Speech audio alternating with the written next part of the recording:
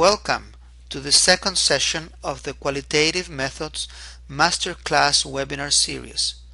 This series is a partnership between the International Institute for Qualitative Methodology and ATLAS.ti. We are happy to have with us today Dr. Susanne Friese, who will be presenting proposing a new method of computer-assisted qualitative data analysis. Dr. Friese is the Managing Director of Qualitative Research and Consulting, QARC, and a product specialist with ATLAS.ti. She has written extensively on qualitative methodology with a particular emphasis on computer-assisted qualitative data analysis. Early in her career, Dr. Friese worked at Qualys Research, where she collaborated with John Seidel, the creator of the ethnograph, a precursor of the use of software in qualitative analysis. Since then, Dr. Friese has developed her own approach to qualitative data analysis, which is presented in her book, Qualitative Data Analysis with ATLAS.ti, published by Sage in early 2012. Dr. Friese is an international consultant on the subject, assisting research teams all over the world in designing and implementing their data analysis projects with ATLAS.ti.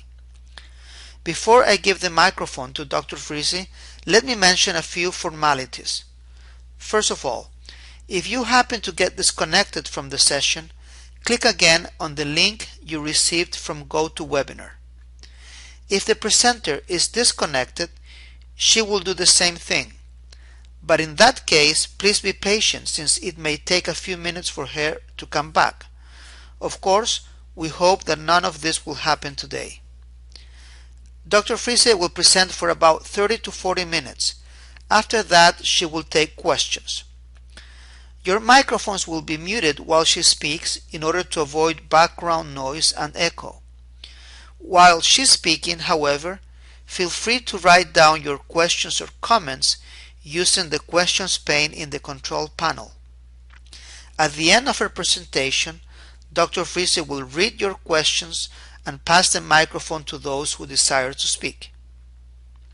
Finally, the presentation will be recorded and will be available on the website of the Qualitative Methods Masterclass webinar series. There you will also find the document that Dr. Friese will use today. I hope you enjoyed today's presentation and also join us in the next colloquia of the series. Thank you very much, and now with you, Dr. Susanne Friese. Well, thanks, Ricardo, for the nice introduction. And so we can get started now, and also after he explained some of the technicalities of GoToMeeting. So feel free to write some questions. I can't read them while I talk, but I can take them afterwards. And I looked through the list of people attending the course, so I kind of know a handful. So hi to Singapore, and hi to South Africa, and hi to Germany and England, and those with some, and the US. I also recognized some people I know there. So let's get going with the presentation. So you know the title, Proposing a New Method for Computer-Assisted Analysis. So why do we actually need a new methodology? And that especially, it's not, well, it's a method of analysis that I'm proposing here. But we still have those people who even question those kinds of tools. So I found this online. A person saying, I'm a professional licensed ethnographer, so what tools do you use then? Well, complex software can get in the way of analysis. Start over with yourself or with somebody else. And big words are important. I found that I need lots of word space to spread out my ideas, and so on. And there's a reference where you can read more on that. So we're using software and staying with the manual ways of doing it, and probably because I don't know how. And this is one reason of telling people actually how you can use the technology, maybe in addition to your words if you feel comfortable doing that. So we have this one method of analysis, which is the sticky notes method, and maybe if you're lucky, something was really traceable, understandable for other people, how you got from your sticky notes to something comprehensible in the end. Is the back to Excel method. I've seen it with, with CAQDAS and with ATLAS and probably also with NVivo people. Often the question is, how can I export everything, and best to Excel and to print it all out? Because people at some point kind of get lost in their codings. I mean, the software doesn't give you any limits on how many codes you should have, and it also doesn't tell you how to code. Yeah, so you end up with 200, 300, or even more codes, and then you kind of, well, what should I do with it? Oh, so let's print everything out, or let's kind of copy and paste the stuff into Excel tables. Yeah, and then I tell people, oh, so what you have on top of these columns here, these are basically your codes. They are there in ATLAS.ti, for example. Yeah, I don't know. Yeah, so that's the back to Excel method, and if you're lucky, you can print it out all on these big sheets of paper, but only if you're lucky. So let's move on to software-supported analysis and what I want to talk about. So this is a screenshot of ATLAS. So if you're not familiar with it, you have your text or your data here on the left-hand side, and similar as scribbling notes on paper on the right-hand side, you have your codes here. And basically, one important thing of software-supported analysis is to tell people how to build up their coding system. So that's one important part of the methods I'm proposing. So now I'm showing kind of a bad example, and I can talk about this bad example because it's my own dissertation coding. So that's from 1999, so it's quite a while ago, and I didn't know better then. So I was just coding happily along, and I got my chapter done. That was on the qualitative part of my dissertation, and what you see here, what I've circled, what I call today, it's monster codes. Yeah, 157 quotations, or 118. So these numbers are the frequencies of coding. So these kind of cry for being subdivided. I somehow did it as well. There's some network views that kind of take apart these definition of impulse buying. But if somebody looks at that kind of coding system, nobody can kind of follow my ideas. Nobody sees any structure. It's lots of codes and lots of ideas, but it's very difficult for also a third person to understand. So it's also about some of the scientific criteria related to traceability and visibility and getting out of that very subjective corner. So what I would do today, and also to add a bit more transparency to that kind of coding, is take apart that big definition of impulse, particular aspect, and those codes here were actually derived from theory. So if you look at that kind of category, then it's easy also for people to see 57 quotation. And then you can continue to do some further analysis, comparing, contrasting groups, and so on, which you can't do with your big codes. And I have another example for you. Now I'm going backwards. This is highlighted here. We have benefit simplicity. For one, this is a logic framework model. This is a logic model. So these are kind of prefixes for different type planning again. And planning occurs here again with the other model. We have structure again. Again, we have structure. Here on that alternative model, we have benefits and challenges not even subdivided. And this is not fully coded data yet. Again and again. So if you see that something is repeating in your code structure, something is looking kind of structured, but is also going the wrong way. So what you need to do here, I'm pressing the wrong direction here. So this is going in the right direction. So now, what you need to do is to code for the model and to code for the challenges and the benefits of the different aspects of your coding.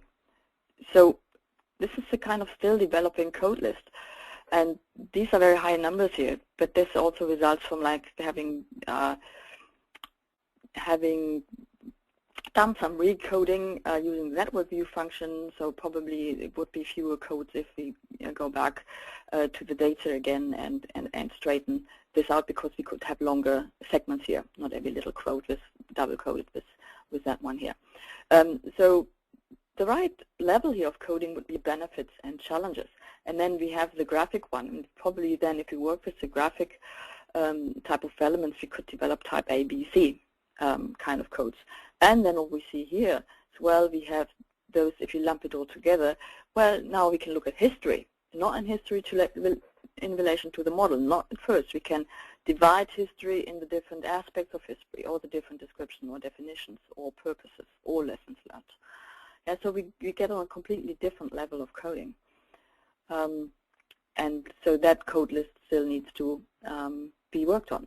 And once you have done that, and that's always what I have in the back of my mind, is the analysis tools these software programs provide. Because now imagine these cells probably would be fuller if it would be fully coded. We can now cross-tabulate our codes. We can have the different models we have and cross-tabulate them with all the benefits and have a quick overview immediately where are the difference and similarities between the models and the benefits. And we see here these, the benefits here are not subdivided yet, so this is still work in progress. But I think you kind of get the picture of what you can do if you put your codes in the right manner. And this is the one on challenges. And here what I wanted to show, it's not all about numbers. I mean, you get the numbers first, but there's data behind the numbers, so you can access the data behind the numbers here and work with the qualitative stuff as well. But the tables kind of point out where there's interesting stuff in your data. And you can also only produce those kind of tables if you do start coding in the right manner. And so that's why it's important to not just work with the kind of the old manual ways, because the old manual ways of coding, you probably never had 200 codes. That's quite normal, between 120 and 200 codes, sometimes maybe even a bit more if you work in a software-supported environment. So we can't really translate it one-to-one into a software environment, what has been written for manual ways of kind of pack my proposal into a story. Maybe to make it a bit more interesting, maybe for those people who can think better and nicer and easier, if I give you to imagine your data in form of a landscape. Yeah, so I'm talking about data landscape, and I'm going to work with that doing it. And I'm always saying this is not my children drawing it. So I'm not a very, a good painter or drawer or whatever, but I want to do things and to come back to this data landscape here. So imagine you're an ethnographer, you go into the field, whatever field. And when you go and start your data, you start your journey. And what are we going to do today if we go on a journey? We have a navigation system these days, and this is called the NCT model. And that's why the method I'm proposing is called the NCT method: collecting and thinking. So what do these components mean? And you start looking through your data, reading your data, and you start noticing things. And as soon as you start noticing similar things again and again, you start collecting those instances that are similar with your codes. So it's not about collecting data, it's about collecting similar instances, and that's what your codes are for. And then, of course, the thinking part is always important. We can't do noticing, collecting without thinking. But the thinking part, we will see later, has also a different or special component itself. What I want you to remember now is that kind of big arrow here in the middle, telling you this going back and forth.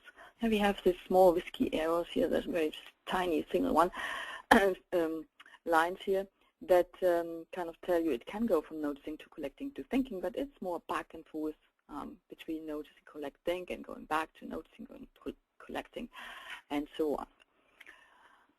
And before we then dive into the computer-assisted stuff, which might be new for some people, or people still skeptical in actually applying this type of tool, I want to actually tell you that you're actually quite good in coding. There's not that much in, but of course you have to learn it, and it's partly it's new, but in a way you're also natural. I want to give you an example here, because we probably all have played a puzzle at some point in your life. Yeah. So we have a puzzle here. That's actually an online puzzle I found somewhere. So you get all of these pieces. So you think about what are you doing if you have, this is just whatever, 50 pieces, but if you have a 1,000-piece puzzle, how do you start the puzzle? So most people tell me 2 strategies. And with the online puzzle, that's one strategy, to start with the frame. Yeah, to start with the edges and with those pieces that have at least one straight line. So the software-supported analysis, I also tell you, start with those that is easy. Yeah, frame your analysis first. The next strategy is to look for those things that are similar. Yeah? Those here, the cover actually showing me a castle, and so I look for the castle pieces. There's some forest, and then I put all these pieces together that are very similar, and then we start doing something with those pieces. Yeah, we kind of know that the roof is up front and the door is at the bottom, and there's some balcony and where that belongs. So what we're actually trying to do with the category castle, and we have different subcategories like the balcony or the roof part or the green categorizing and subcategorizing. We do it all the time, not only when we play puzzle. So keep that analogy in mind when you do coding. And with a regular puzzle, well, it's kind of like, well, we have the cover, and we can just we just put there what's on the cover. And with our type of research, well, if there would be a cover, if we know how the end result would look like, well, we wouldn't have to do the research. There's something like a WASC puzzle, and you do find them online as well if you go look. If you could read this backwards, it's a jigsaw. Yeah, so it's kind of a backwards puzzle. This is one of those. So this is the cover, what you see, but that's not the puzzle that you're going to play, or whatever's going to be the end result. The end result is any of the perspectives of the person you see on the picture, either from those poor people here lying on the track, or the policeman here, or the guy just walking by here, or maybe even the driver here, or the driver of that car. So while you're playing the puzzle, you actually then the picture is kind of coming up, and you will see what actually is going to be the end result. So it's going to be one of the perspectives, and if you think about your research, it's going to be one of the perspective of your research respondents. Maybe you can have multiple perspectives, but the picture is coming together while you're actually coding the data, while you're analyzing the data, and then it kind of falls all into place. Yeah, so the WASC puzzle is kind of a nice analogy of what we often do as qualitative researcher. So how do we transfer these kind of ideas to computer-assisted analysis? If you look at the simplified model at first, yeah, so it's about, if you were to talk about computer analysis, we have to think about preparing data, the project setup, where to store data, how to name data. So we have to deal with those kind of boring bits, and what I often realize is that people don't bother. They immediately start with the coding bit, and then worry about project management later when they have lost parts of the data. So in computer-assisted analysis, that's a very important part also to start off right. And one of the ways to start is with a good data file name. Often the data file names will be transferred into the computer, and instead of having names like interview 1, 2, 3, 4, 5, you can give your data files already meaningful, analytically meaningful names. Yeah, so the nice example of when working with bachelor students, yeah, and transcribing data is a bit of a drag. It takes lots of time, and so in the projects I get names like transcript finished. But that part of the work is done, and then they just take that data file and add it into the software. Well, that might be a good data file name while you transcribe, but it's not a good data file name for analytical purposes. So you had some time now to look at this picture here, the data and the sampling, but you probably notice that's about two cases here, the OOW and the VRD. Yeah, this is the whole project is an acquisition and merger project, and the top one is university, and this is the German Union. Then the other thing, you have towns here. And knowing that this is university, we have professors, we have technical assistants, we have researchers, and administrative kind of stuff. So we have the positions of people here at the end. The analytical criteria you can already put in the data file name.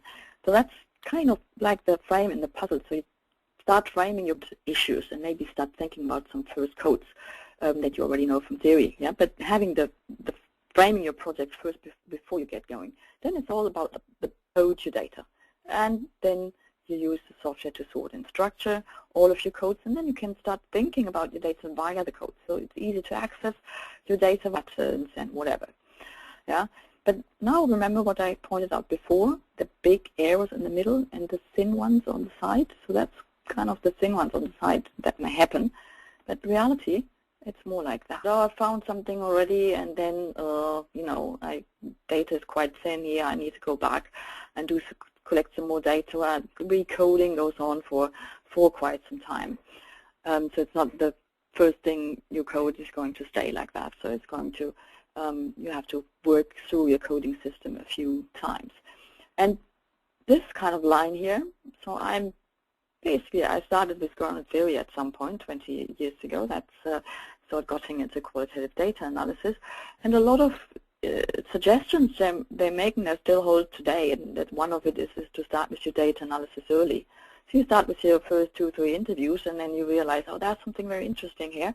But you know, of course, it's just my few interviews that it's very thin. So let's collect some more data on that stuff that already kind of comes up to be very interesting in my kind of data. So I'm also advocating, if it's possible in your research project in terms of times and planning and so on, do mingle data collection and analysis. So start analysis early, not after all your data comes in.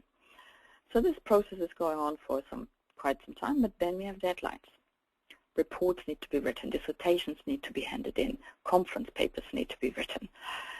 So I have some suggestions how to utilize the memo function in order to use them as building blocks for your research reports. So you also in that part of your research systemize your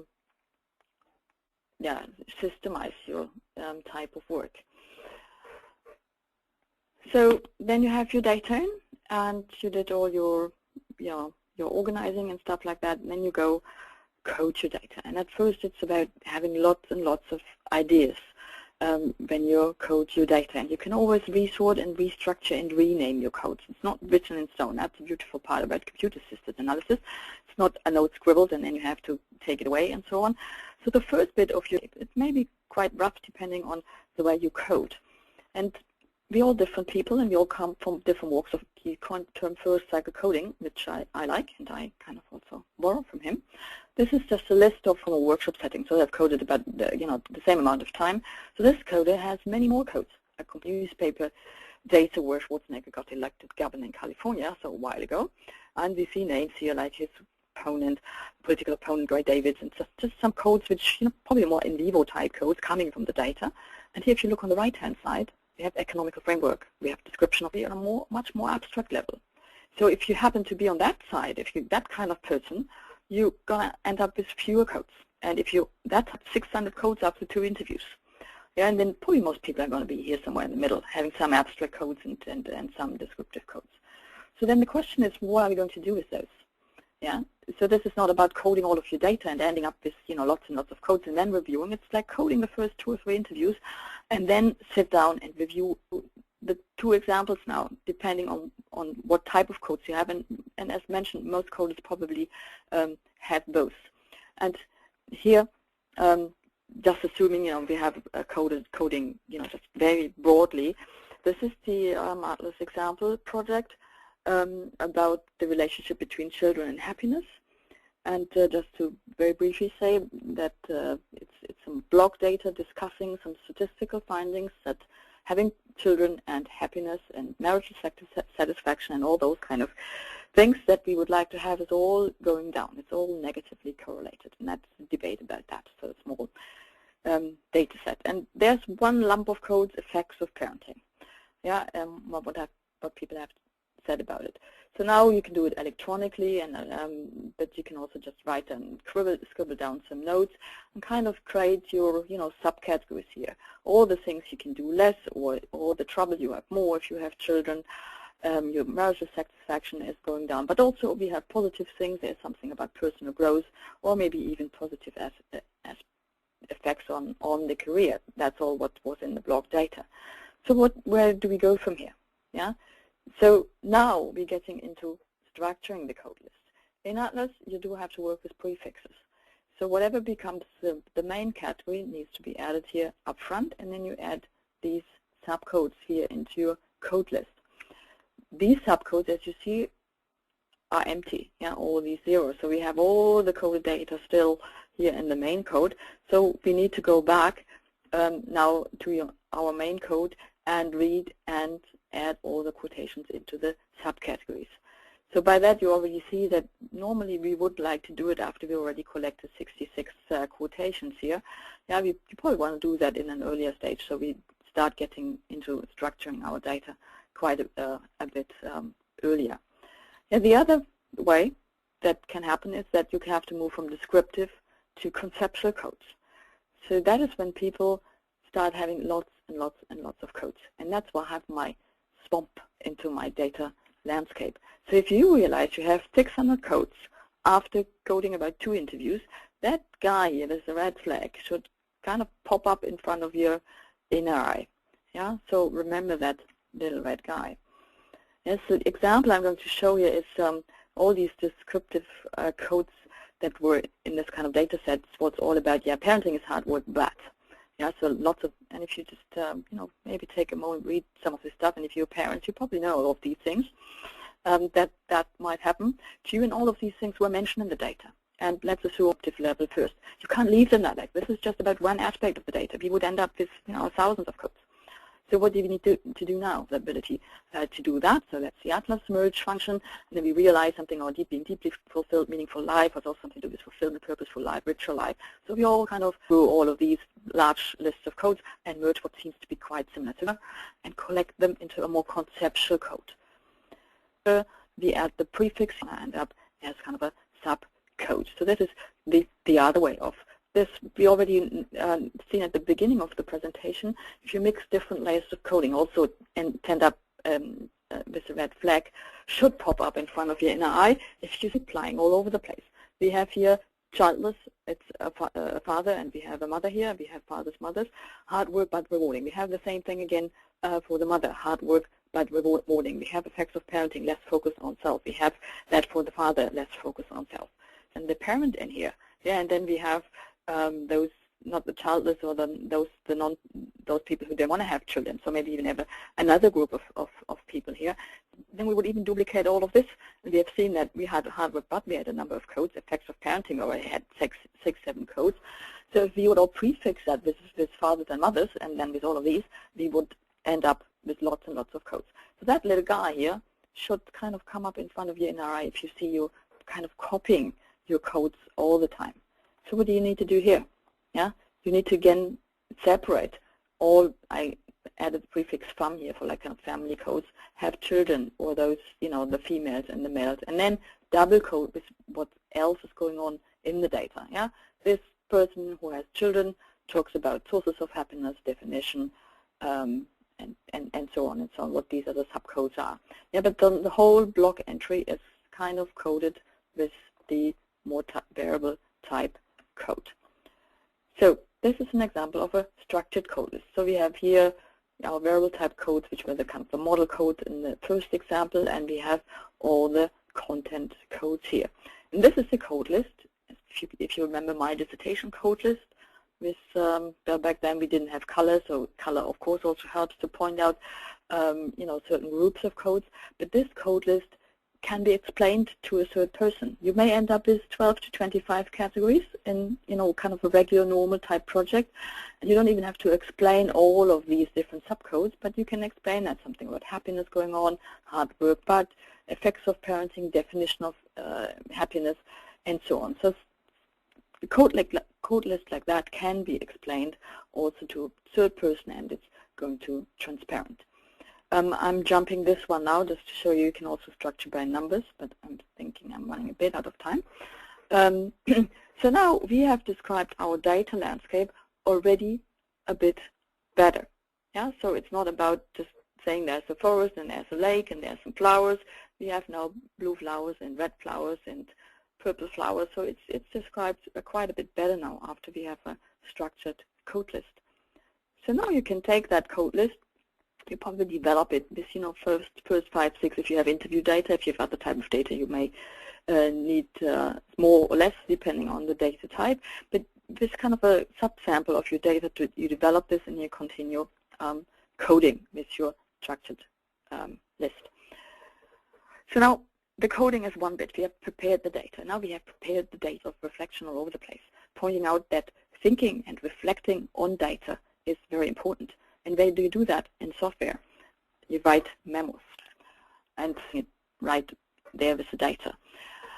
What I've seen often is the phenomena that people usually have, if you don't treat codes like containers for our coded data segment, so we end up with too many codes and very little in the memos, with just one should also be like a container between comments and memos. Familiar with the research diary and team memos and code memos. So you see also we have memos at different type of levels. We have some more pragmatic type of memos, but what I want to talk more about is the other aspects.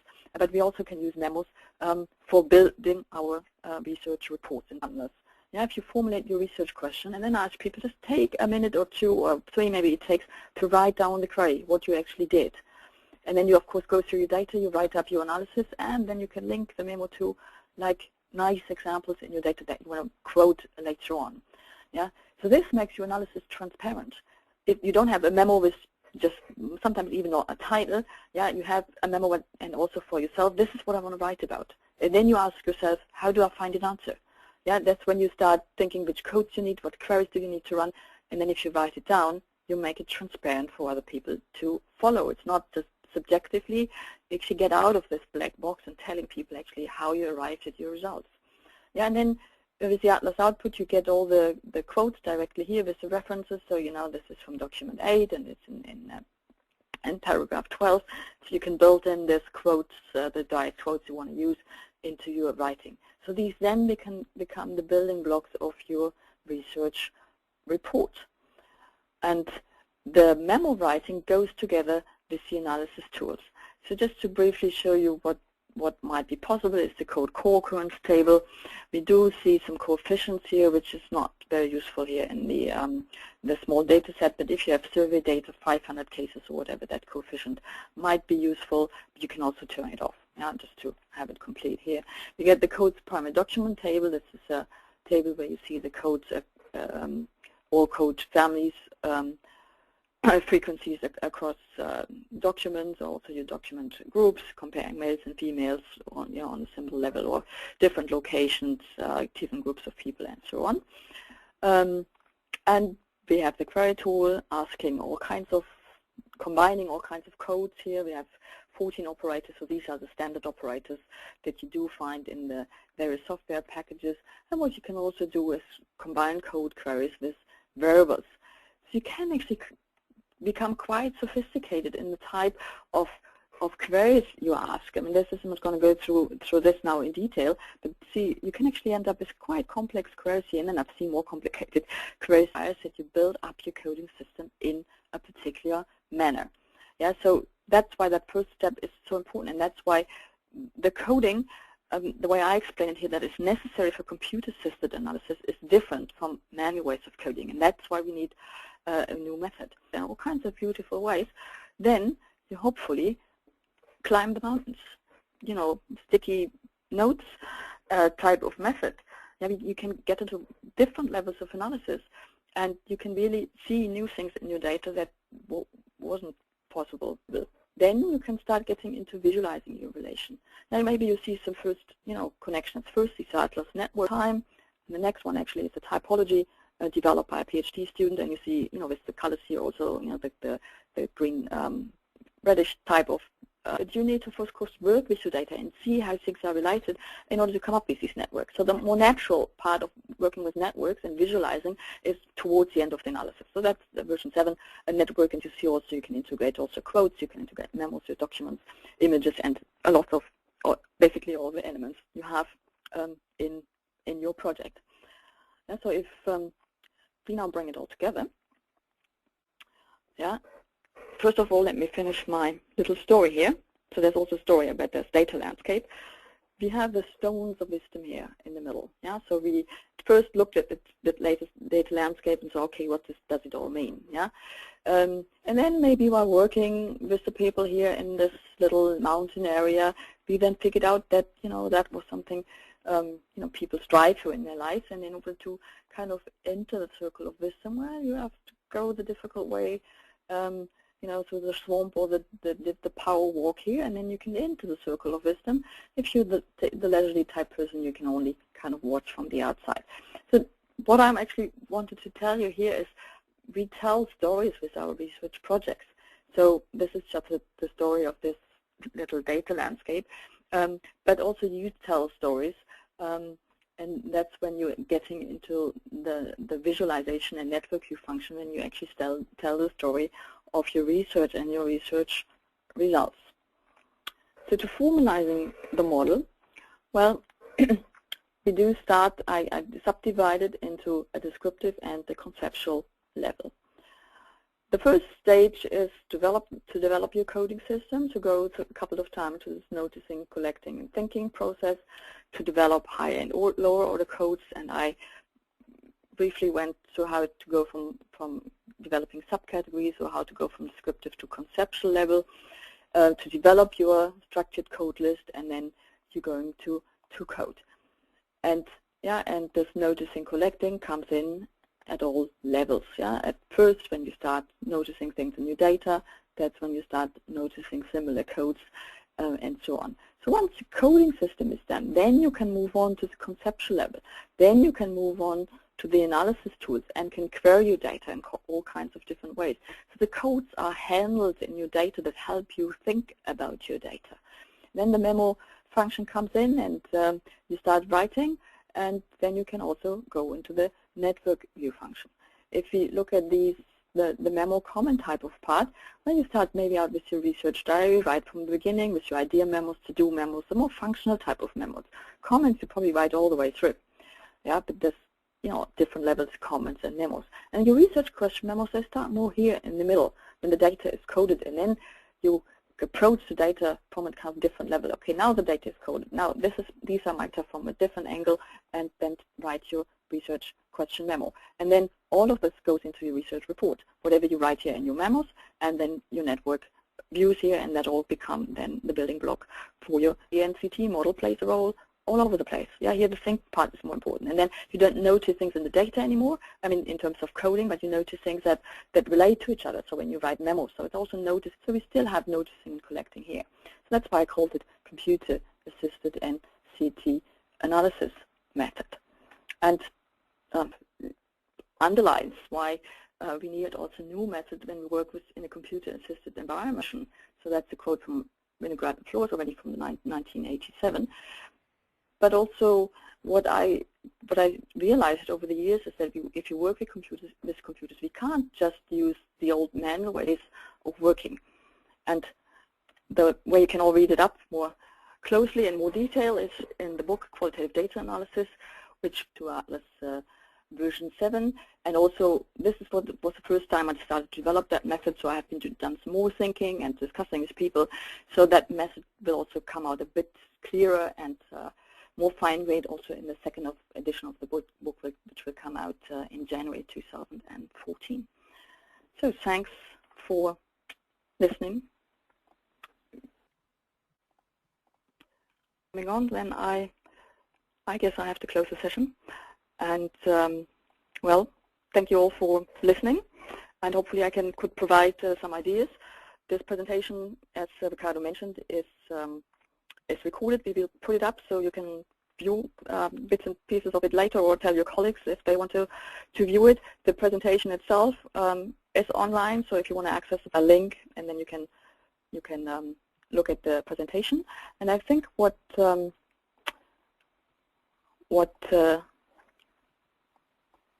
person from the Institute wanted to point out is of the Institute. In the rigor and art of interpretive writing, well, that's the next session coming up in March 28, and that's from Nancy Moore. And soon the registration will be open, and you can go on and learn more on qualitative method throughout this masterclass. So thank you for listening again, and I say goodbye at this point. Bye-bye.